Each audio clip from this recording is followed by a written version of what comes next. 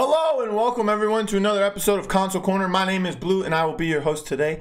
Today's top stories: Retaliation has a new roster again, and we'll have a new roster going into week 5. Onslaught and Ghost Gaming look to make a splash in the PCL, reportedly, and some big surprises have come over the past few days. All that and more right after this.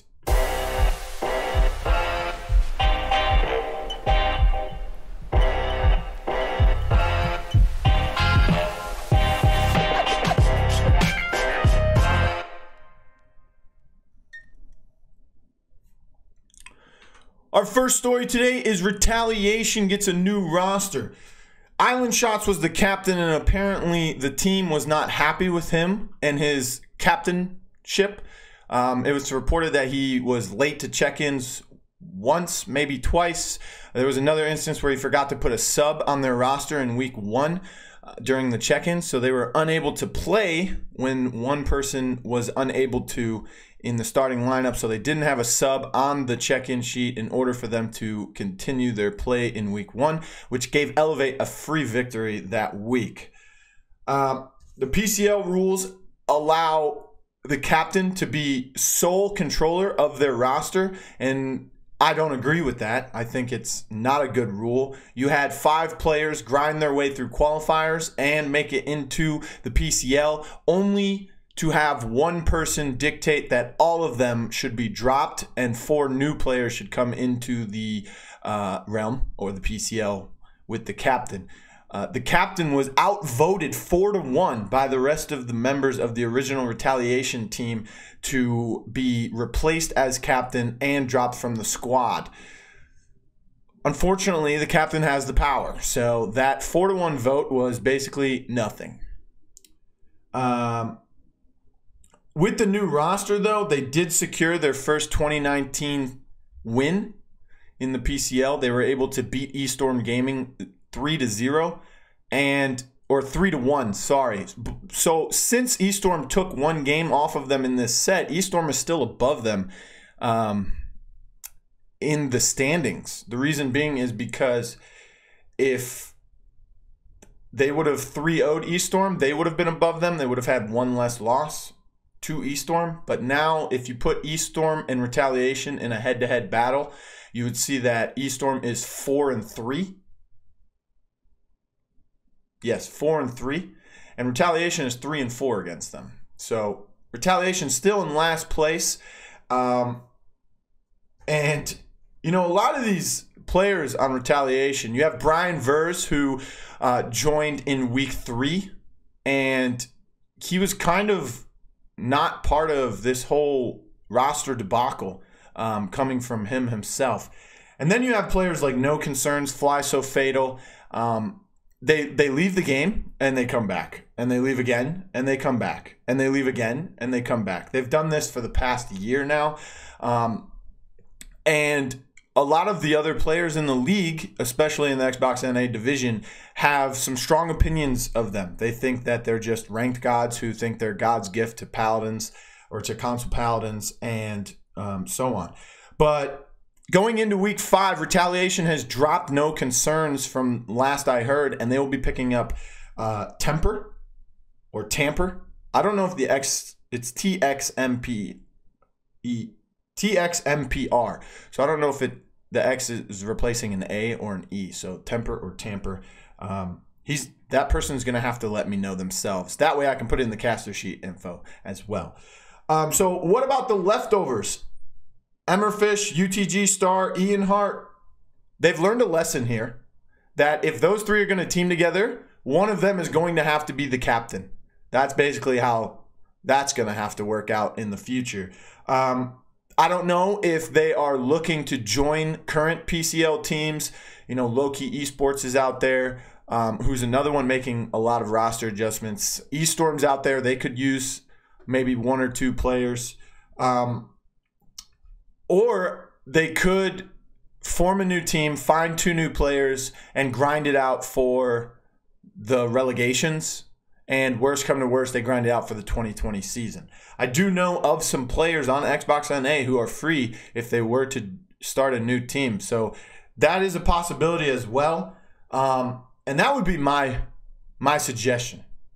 Make a new team, find 2 new players, maybe 3 if you want to sub, and make one of you 3 the captain. That way nothing like this debacle happens again. That's pretty much it for that.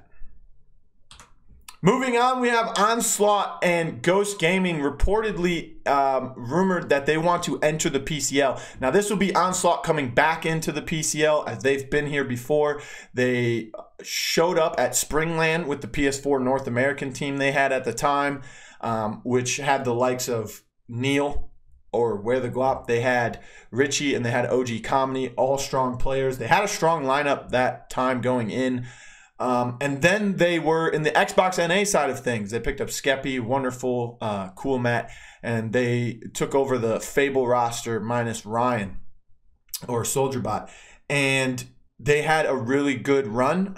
They came second in the, or they won the summer finals, and they came third in the HRX semifinals, or the HRX bracket of 2018 in November at DreamHack Atlanta. So Onslaught's had some success in the league before. They've had some prestigious players on their team. They're looking to possibly come back from what has been reported, what has been heard, what's been going around the rumor mill. Another one is Ghost Gaming. Ghost Gaming, huge organization in the esports world. They're big in CSGO. I think they had a pretty big Call of Duty team. So that's another giant esport, and that's even more console related compared to CSGO.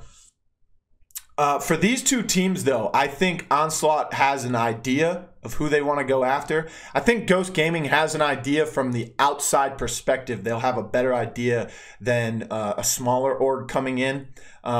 Neither of these orgs have reached out to me for any information, but who's to say they won't? I've had orgs contact me for information before. And just to be clear, when orgs come to me, I don't persuade them saying, oh yeah, I like these guys better. Oh yeah, I like this team better. Or this team's good, or this team's bad. I simply give them statistics. I give them standings. I tell them, this is their roster. This is what these players have done in the past. This is what they're trying to do now. And these are where the teams are at right now, in my professional opinion. I think if both these teams were trying to go after a top team, it's going to be a little difficult. Cyclone, for instance, just signed with the Cyclone org. So I don't think that would be a possibility out of the top 4 teams right now. I don't think Cyclone would be looking to sign with Ghost Gaming. It's a little appealing because Ghost Gaming is bigger than Cyclone. I think Cyclone's bigger than Onslaught at this moment, although Onslaught's had more success. They have 2 LAN appearances, 1 championship, and a division, and 2 division titles, winning Xbox NA twice. Elevate probably resigned. Elevate probably re-signed through the first split. So if Ghost Gaming or Onslaught were to go after Elevate, it probably wouldn't happen until after the first split, or even after the season ends, maybe even right before HRX if they were to be the qualifiers out of their division. And for PS4 NA, I think both of these orgs would have to wait until week 5 because Invictus is 4-0, Heating Up is 3-1. Map wise, Invictus is 12-1 and 10-3 for Heating Up, but that 1 loss for Invictus and those 3 losses for Heating Up are from each other. So they face each other in week 5. I think the winner of that determines who is the stronger team moving forward into the rest of this first half of the season here. So I think, nobody is going to jump the gun on the PS4 North American team until after that matchup is over and done with. And then there's Flashpoint. Flashpoint has been with their org since returning home from HRX in January of 2018. So there's a long-standing relationship there. Now, this seems, besides the PS4 NA side, where both of those top teams don't have an org at all, and heating up, did sign with Onslaught before. You have Miracle again. You have Sir James Parker, who's been on Orgs before. He's a strong player. You have Whoosh, who's been on Elevate. He's been part of Strictly Business as well. Flashpoint has been with their org since returning home from 2018 HRX in January. Back then, actually, they were Ghost 5 at that tournament, and that was because they weren't able to get the necessary promo and logo and all the information through. But I believe they signed with Set to Destroy X at the time. They were wearing STDX jerseys on stage while representing their homemade Ghost 5 banner. So that was interesting. And I thought they were going to continue to sign with STDX when they got home after that tournament. But it turns out they signed with Flashpoint, and they've been with them ever since. So there's a long-standing relationship there. I don't know if they're getting salaries from Flashpoint. If they're not, it could be a possibility they sign with Onslaught or Ghost Gaming if either of those teams were to provide a salary. And any salary at this point is more than zero salary if Flashpoint's providing them with zero. Although I do know that Flashpoint, I don't believe, has taken any of their winnings from any of their tournaments. So that's a plus. If they were to sign, I think it would be after the first split. So, those are all possibilities for each of those teams. Any other of the teams in the league, I don't think have a chance at signing with Ghost Gaming, strictly based off of their success so far into Season 2. Viral just signed with theirs. Radiant just signed with theirs. Low Key just signed with Low Key Esports, but then again, they just lost Low Key Esports because they weren't able to have two teams possibly competing in any LAN tournaments this season, with crossplay being involved now. So they're going to stick with their Brazilian PC team. So Low Key Esports is looking for an org, but with Elevate being in their bracket, I don't think Ghost Gaming is going to want to just have their name thrown in the pool. Another thing is Onslaught and Ghost Gaming, especially Ghost Gaming, coming back into the PCL would be a huge, huge boost to the Paladins Console League. It'd also be a boost to the players, help motivate them to grind and become better. And, at this point, if you're not trying to get to LAN with only one team from each division, what's the point of playing in the PCL? Honestly, there's community leagues starting up. There's scrims and tens. You can join those if you want to improve as a player, solely improve as a player. But if you are in the PCL, your goal should be to try and to improve as a player. Don't get me wrong. Improve it with your team. Don't get me wrong. But you should be aiming to go to LAN. That is what the PCL is for. That's basically like being in the NBA or the NFL and not playing to win a championship. So that's what I think about that. Moving on, we have a topic I'd like to discuss. It's called Xbox Egos. Now, the reason why I brought this up is not because I think that the egos are getting out of hand in the Xbox division, both EU and NA. But, I was sitting in my office the other day and I was thinking about something. And what I was thinking about was, Xbox NA, they win Valencia. Xbox NA, they win HRX in January. Xbox players technically on the PS4 won this past HRX at DreamHack, and Xbox NA won Summer Finals. So the only one of the 5 LANs that has not been won by an Xbox players or team was the Spring LAN, and that was won by Flashpoint, the PS4 EU team. And when this happened, I feel like the aroma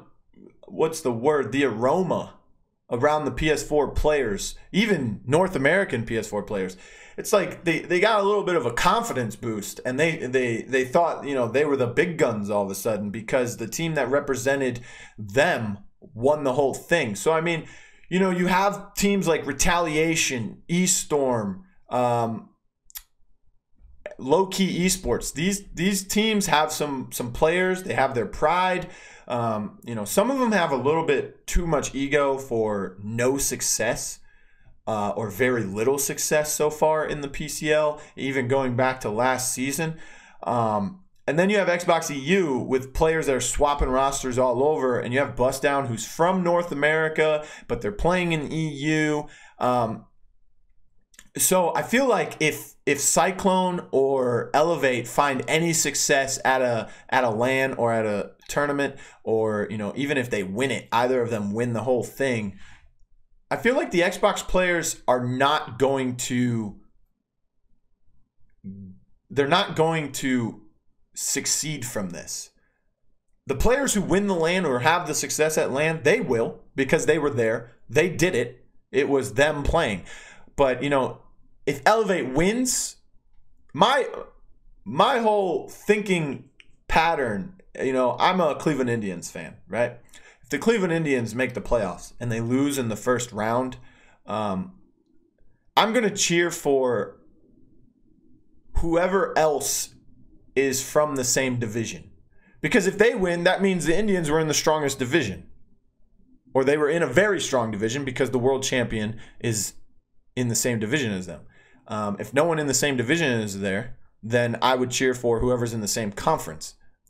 Because then again, the champion is in the same conference as us. So, we're a strong team because of that. So I feel like if Elevate wins, Loki Esports, eStorm Gaming, Retaliation, whoever the rosters may be at that point, are going to feel like they're better than a lot of the other top teams because Elevate was the winner and they came from the same division as them. So it's like, oh, we have to face that strong team all the time. So we're obviously better than you. So I just don't want the egos to skyrocket because of another team's success. So you have to remember that Xbox NA is the weakest division, and it's showing because the musical rosters are just, the musical chairs rosters edition is just getting out of hand.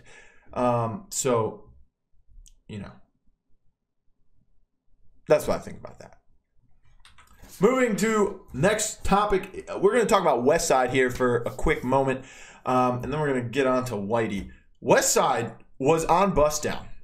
He was on Viral back during qualifiers. He sat out during group play because he wants to join Bust Down, so he joins Bust Down. Bust Down goes 3-0, or 2-0.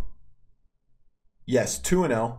They face Cyclone in week 3. They end up losing. And there was a big debacle, big drama about another DDoS incident between Bust Down and Cyclone and Welshmania and Kings specifically. So because of this, I guess behind the scenes, Cyclone just kept hounding Bust Down about the DDoS speculation. So Westside, being the player and the person with the professionalism that he has, wanted to distance himself from that. So Westside left Bust Down and he joined Radiant. He still wanted to play. He still wanted to compete. He's still a great frontline player in the PCL, especially in his division. And he didn't want to be a part of the DDoS speculation. So Westside left the team on his own free will. Joined Radiant. I think Radiant got a plus from this, especially with the roster moves that they're making. They also swapped out Fluxy for Tapsy on the support role. But there's two problems with Westside joining Radiant. I was watching the games. Radiant and Bust Down were playing each other. And the problem was, or I'm sorry, Radiant was facing Cyclone. The problem is that you have Westside and you have Luke.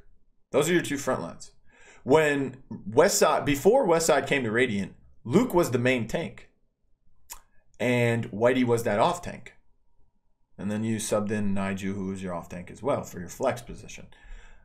Now you have Westside coming in, who was a main front line, a main tank. So now you have two main tanks, and you could tell when you watch the Cyclone versus Radiant, they're tank stacking a lot. They're standing next to each other a lot. Westside's playing like the Khan, or he's playing the off-tank role, or the off-tank champion, but he's not playing the off-tank role. He's playing more of a main tank role. So, he's been playing main tank for the first 3 weeks of this season. He played main tank for all 6 weeks of season 1. So I think it's just built into his mentality, and he's used to being the main tank all the time. So he would have to take a second to realize that he's now the off tank. And if he wants to continue playing the main tank, then Luke is going to have to realize that he's the off tank. The second problem with Westside is that he's leaving for work. And when he leaves for work, I'm under the impression that he is gone for a while. So now Radiant needs another player again. Because Westside is unavailable to play when he is at work. So we wish Westside all the best. We hope that he's safe at work and that he comes back and is ready to grind again. Remember, it's 26 weeks for season 2. So, unless he's gone for 20 weeks, he can return to play. Next up, we have It's Whitey. So It's Whitey fills the bust down tank missing link now that Westside is gone. And he's always been an off tank this season and half of last season. But last season, he kind of flexed. He played main tank at one point. He played off tank at another point. He played damage, played the second heals. So, he's done a lot. But this is more comfortable, I can tell from him, because now he's playing the main tank role. You have Ariavan as your flex, who can flex to that off tank, and he can also flex to the damage characters as well. So I think Whitey fills a void in bust down, and it's a very, very niche pick for him. And I like to see Whitey back in the league. I thought he was an underrated frontline player to begin with. I didn't like him being dropped from Radiant or him leaving, whichever one it was. So that was good. For Viral in 2018, he was the flex again. Radiant in 2019, he was the flex. And now Bust Down 2019, he's the main tank. So Whitey's looking good in this lineup. Now he doesn't have to flex. Maybe he will once in a while, who knows. But if he's playing that main tank role, he can focus solely on one role and improve on himself, because he has made some mistakes in the past and they've been repetitive mistakes. So if he can work on that, because he only has to focus on one role and one pool of champions, I think Bust Down will succeed from adding Whitey to that position. Next up, we have Invictus. Invictus is now 4-0, and they've made another roster change. They lost Dovahkiin after week 1. He left Invictus to join Heating Up. I think Invictus took a hit from that, but they were able to recover, and it shows.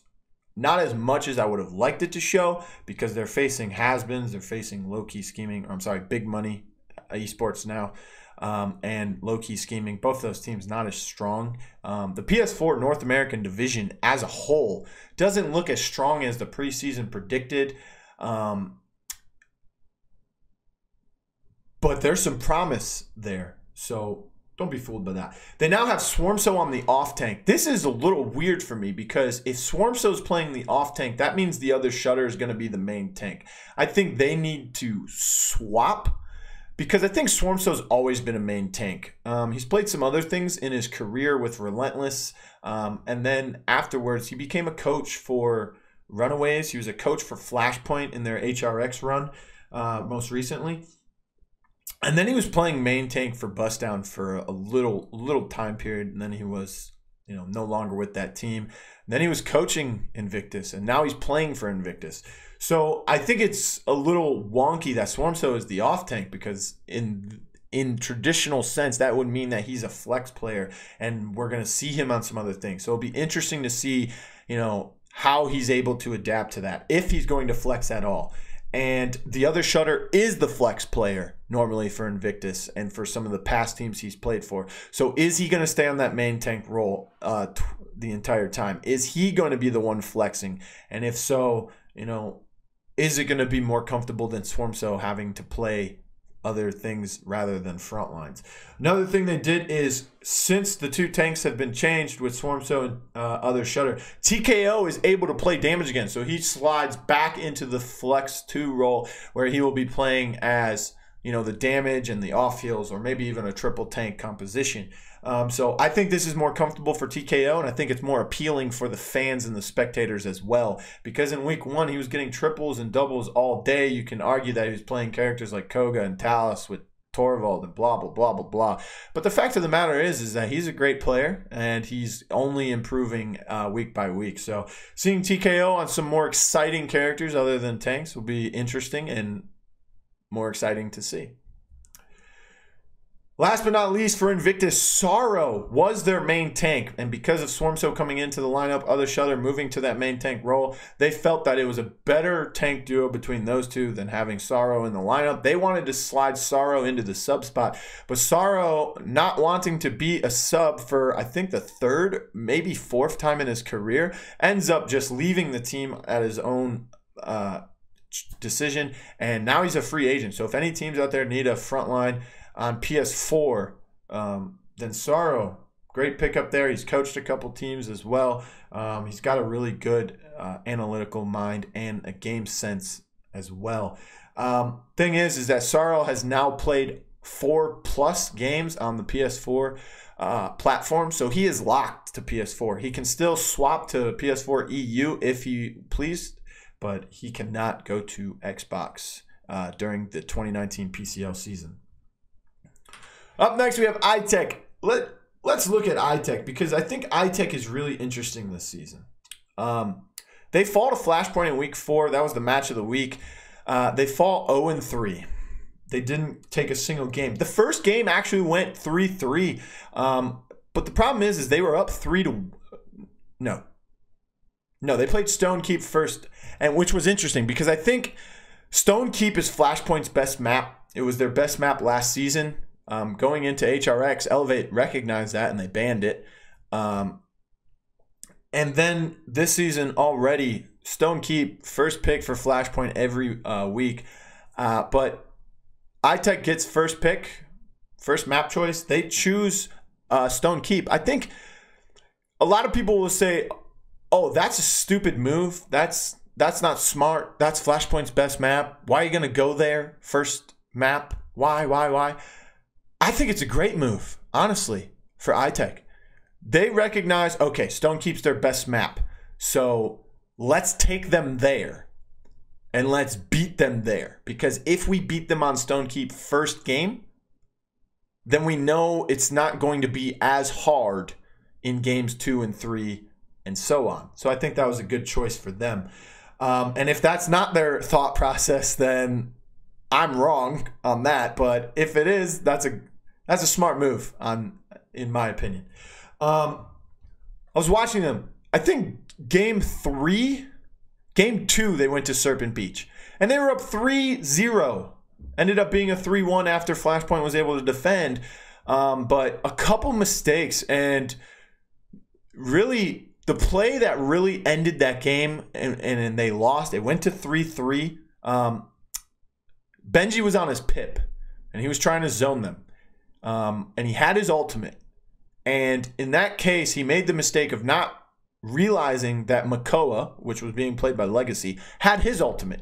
You have to be able to recognize, okay, I 100% Makoa has his ultimate. And he was trying to zone. And instead of Evil Mojoing the Makoa in overtime, Makoa was able to use his Leviathan on the high ground. Pip tries to weightless away. And just a spectacular play, spectacular hook. He's in midair. And Legacy's able to hook him out of midair, bring him back while still in Leviathan, Ancient Rage, and able to kill him. And that just started the snowball effect for iTech. And Flashpoint was able to win off of that team fight. So I think you have to be able to recognize, okay, he's running Leviathan. He hasn't ulted last round. He has ult this round. He's going to come in for the recontest. They're going to make a full push with this Leviathan. I have to Evil Mojo this guy now. And he didn't. And they, game 1, Stonekeep, they played really cleanly. They were just beaten mechanically. They're, if two players are fighting for the same positioning, Flashpoint beat them to the position each time.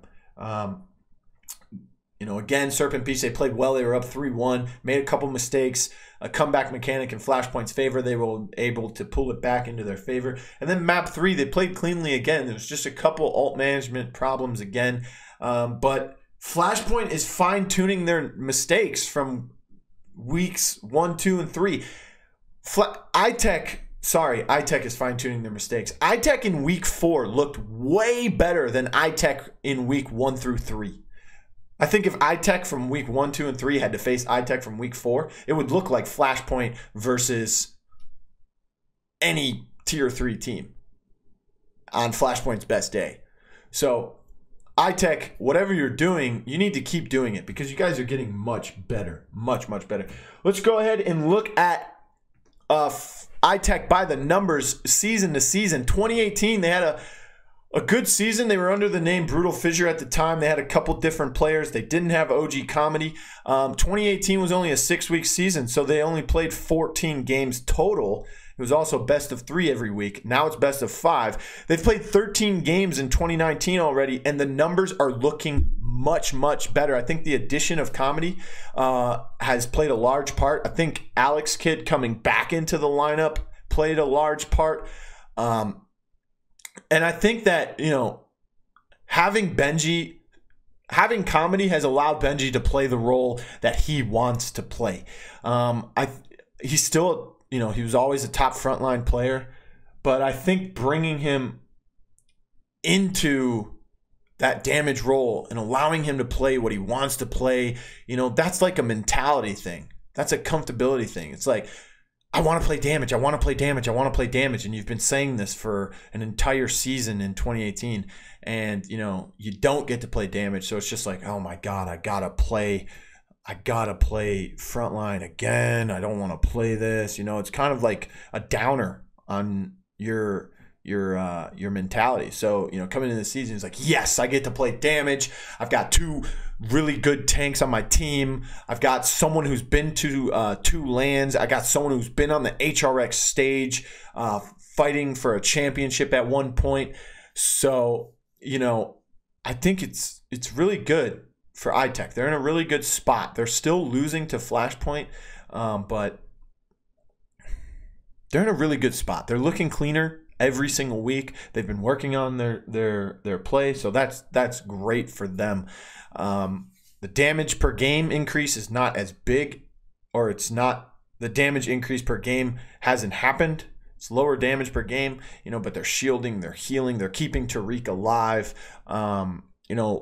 Stone Keep, game 1, round 1, Tariq didn't die at all, which was surprising because they had this guy on the side of Flashpoint with Prosper. So just a couple mistakes from iTech still lingering over them, but they're playing great. They're playing great. So, I think the 2 things that they could do is Alex Kidd and Comedy could keep working on their chemistry together as the front lines. Working on, okay, you're going there, so I'm going to go here. Okay, you're coming here, so I'm going to go there. So just a couple things that the tank duo can work on to improve. And also another thing is I think iTech could, going up against FTF and Stush Gaming in the coming weeks, I think they can afford to drop some games, maybe 1 or 2 between those 2 teams. And I think they can afford to spice up their drafts for a little bit, try some new things.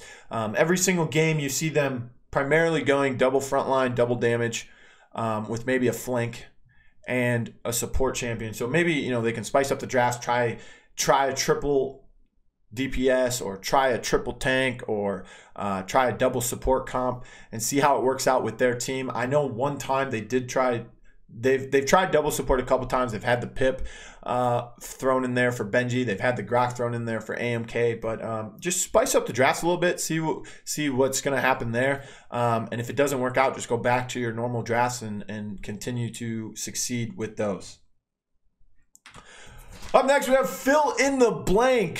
So this is where I just fill in the blank. So Roman Ruler stating Big Money Esports will be a top tier team this season at some point is 2 words. Far-fetched being 1, and 2 being skeptical.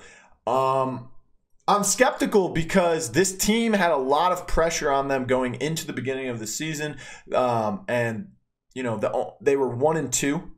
The only team they ended up beating was Low Key Scheming, who had roster changes. And now Big Money Esports has roster changes. Roman Ruler subbed in, and then he left the team. By the way, he subbed in and then had to leave the game, so he had to AFK. So, we all know it's because of his grandma. I hope that your grandma's doing better. It's been, 3 weeks since then? So I hope that she's improved. So God bless her. Then they lose to Muffin Man. They lose Raukion. Raukion's a free agent. He's still looking to play. He's locked to PS4 as well. But Muffin Man has just not shown any interest in playing the game anymore. It's affecting his personal life, he said. So totally understand that. Hope that you can fix those problems, and best of luck to you. Yeah. So Roman Ruler's quote says that there is going to be, I can promise you this, there'll be a point in this season where you're going to say, this is a top tier team, close quote. So that's what Roman Ruler says. I want it to happen because I want to see some PS4 guys at the top or on a top team. They move MBK to the main tank role. Roman Rulers comes in for that flex position with the off tank and some other things. And then you have Geppetto coming in as your support player. I can't really judge them. They went up against Heating Up first time. They tried some things in the draft. They gave up too much in the draft to Heating Up, and they pretty much got spawn trapped the entire time. So, you know, being a new lineup, trying to build chemistry, and trying to prove yourselves is not really going to be successful when you have to face teams like Invictus and Heating Up straight up. So, over the next couple weeks is when I'll truly be able to evaluate the lineup that they have just now started playing with. So, Roman Ruler saying Big Money will be a top tier team this season is skeptical, but I'm not ruling it out. Again, they played Heating Up the first week, so let's see what they can do. Next is eStorm looking to drop their entire roster except for Counter. Is Retaliation-esque is what I would call it. Or, in other words, typical. So let's take a look at Xbox in the 2019 PCL so far. eStorm, Bust Down, Low Key Esports, Retaliation, and Radiant have all made roster changes more than once this season through 4 weeks. 4 weeks of play, and all of those teams have made changes in their roster so far more than once. That is 5 teams. In Xbox, there's only 8 teams. That leaves out 3 teams. You can throw Viral in there because they've brought in a new player, Umeta, as their sub, and they also had to sub Forever Alice in during week 2, I believe.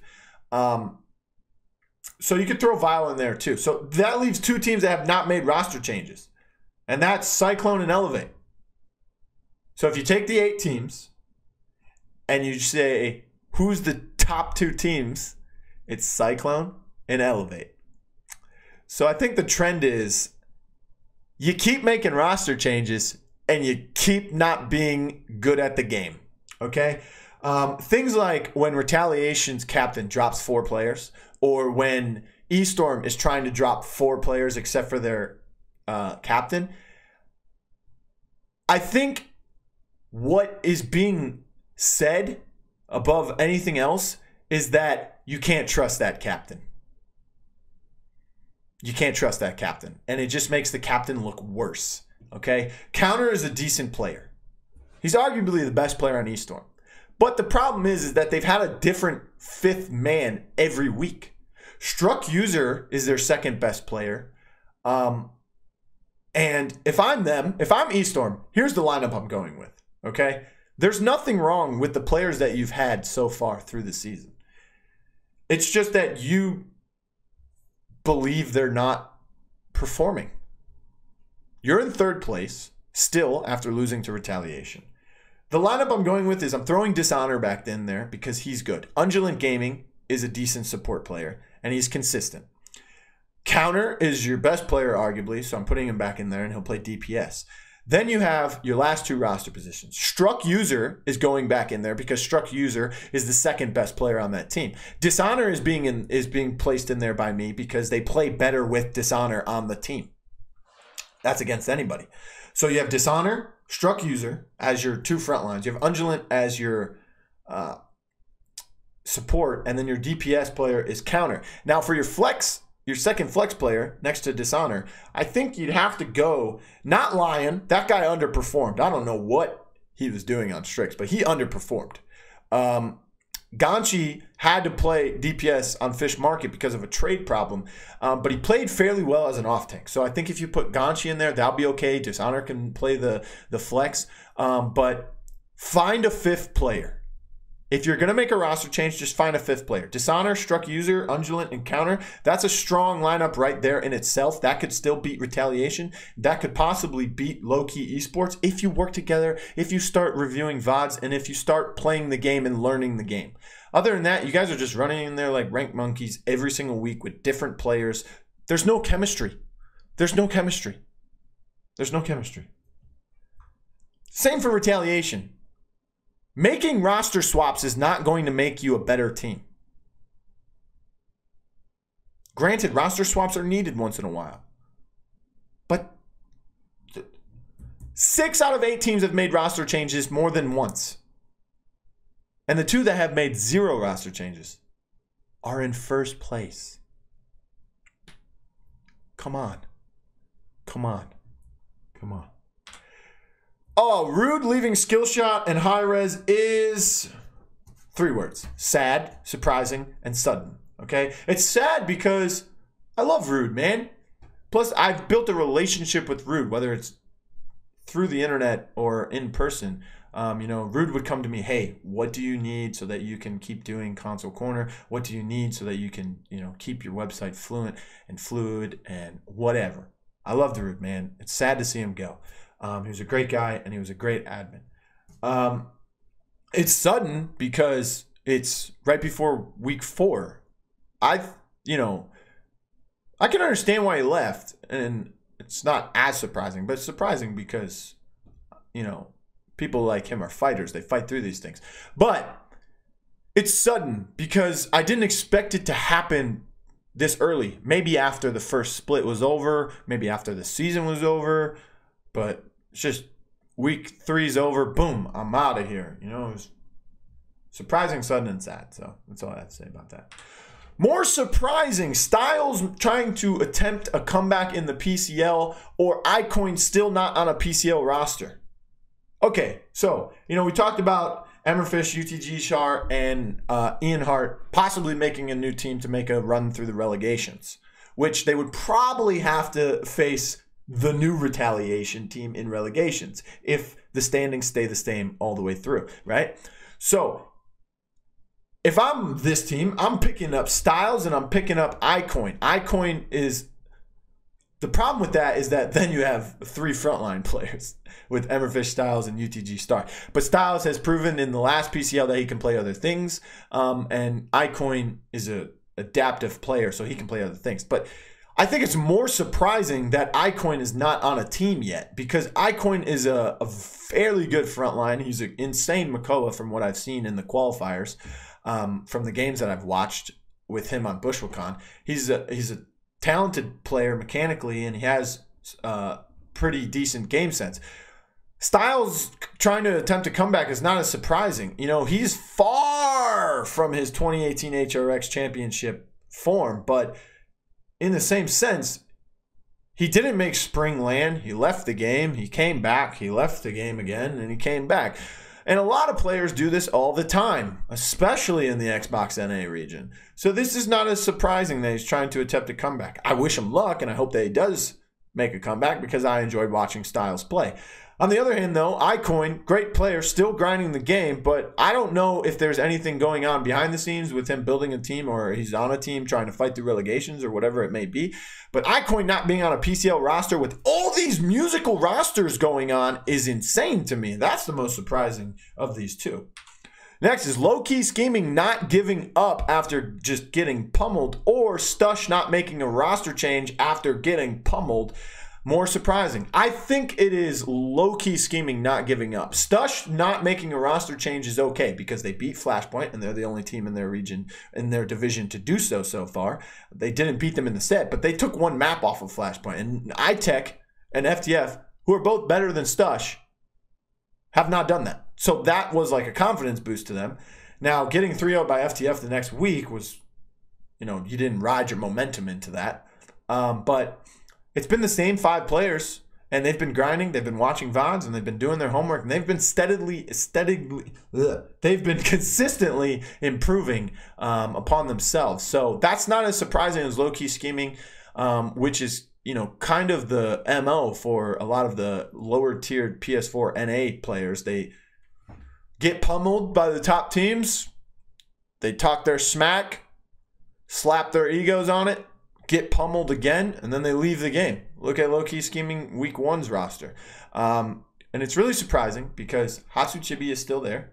And the 4 guys that he brought in, excluding B-Lam for personal reasons, but Dragon Killet's there, they're grinding. And they're trying to become the Stush Gaming of PS4 NA. And I respect that.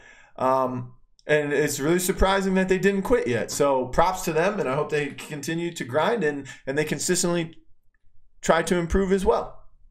And they gave Invictus a better fight than Big Money gave Heating Up. So it goes to show that they want to play. Match of the week for week 5 coming up is definitely Invictus versus Heating Up. Whoever wins this is going to be talking some big smack. If Heating Up wins, they'll be tied 1-1 in the series for the season. But, you know, could be a shift in the power rankings, could be a shift in the momentum for the teams. Who knows? So Invictus versus Heating Up is match of the week. But there is another match that I would encourage in watching, and that's Bust Down versus Radiant. Radiant and Bust Down faced each other earlier in the season, and they went a full 5-game set, a best of 5. So that was awesome to watch. But this is also kind of a test for Radiant. They won't have Westside, so they'll make another roster adjustment. And with the already roster adjustments they made, it'll kind of be the true test of where Radiant stands right now. Because when they made the roster changes, they went up against Cyclone. It's not really the best case scenario for them to test their new roster.